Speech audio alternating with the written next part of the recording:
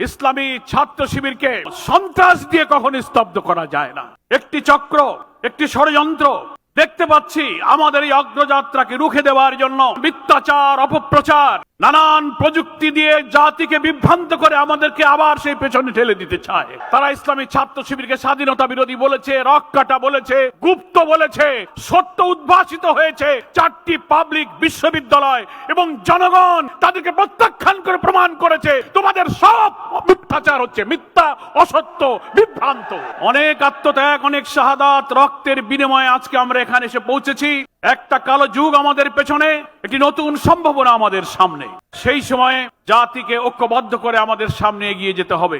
ঠিক সেই সময় আমরা আবার একটি চক্র, একটি ষড়যন্ত্র দেখতে পাচ্ছি আমাদের এই অগ্রযাত্রাকে রুখে দেওয়ার জন্য ইসলামী ছাত্র শিবির তথা আধিপত্যবাদ বিরোধী ইসলামী জনতার এই সংগ্রামকে ঠেকাবার জন্য সন্ত্রাস দিয়ে যখন তারা পারেনি, তখন তারা মিথ্যাচার, অপপ্রচার, নানান প্রযুক্তি দিয়ে জাতিকে বিভ্রান্ত করে আমাদেরকে আবার সেই পেছনে ঠেলে দিতে চায়।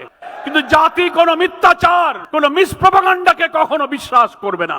তারা জানে না ইসলামী ছাত্র শিবিরকে কখনো সন্ত্রাস দিয়ে কখনো স্তব্ধ করা যায় না। রাজনীতির ইতিহাসে এটা একটা মহাসত্য। কোন আদর্শবাদী আন্দোলনকে যখন তাগুত শক্তি, প্রতিপক্ষ শক্তি যুক্তি দিয়ে, নৈতিকতা দিয়ে, আদর্শ দিয়ে মোকাবেলা করতে ব্যর্থ হয়, তখন মিথ্যাচার আর অপপ্রচারের অন্ধকারের পথ তারা বেছে নেয়। তারা ইসলামী ছাত্র শিবিরকে স্বাধীনতা বিরোধী বলেছে, রক্কাটা বলেছে, গুপ্ত বলেছে, কিন্তু প্রমাণ করেছে রাজনৈতিক পরিবর্তনের পর সত্য উদ্ভাসিত হয়েছে। 4টি পাবলিক বিশ্ববিদ্যালয় এবং জনগণ তাদেরকে প্রত্যাখ্যান করে প্রমাণ করেছে তোমাদের সব মিথ্যাচার হচ্ছে, মিথ্যা, অসত্য, বিভ্রান্ত।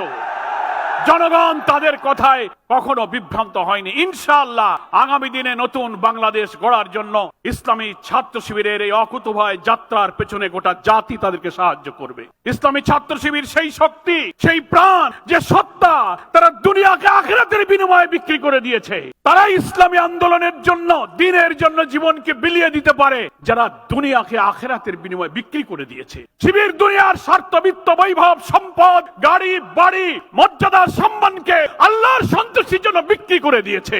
তাদেরকে সন্ত্রাস দিয়ে, মিথ্যাচার দিয়ে দুনিয়ায় দাবিয়ে রাখা যাবে না। ফলে যারা আল্লাহকে পাওয়ার জন্য জীবন বিলিয়ে দেয়, তাদের খুন, ফাঁসি, রিমান্ড, আয়নাঘর, ক্রসফায়ার দিয়ে দমিয়ে রাখা যাবে না, যাবে না, যাবে না। আগামী 26 সালের নতুন বছরের শিবিরের জীবনে এক নতুন প্রভাত, নতুন সূর্যের উদয় করুক। সাথে সাথে বাংলার জমিনে একটি নতুন বাংলাদেশের সূর্য উদিত হবে। আজকের এই সম্মেলনের এই বার্তা সারা দেশ এবং দুনিয়ায় ছড়িয়ে পড়ুক।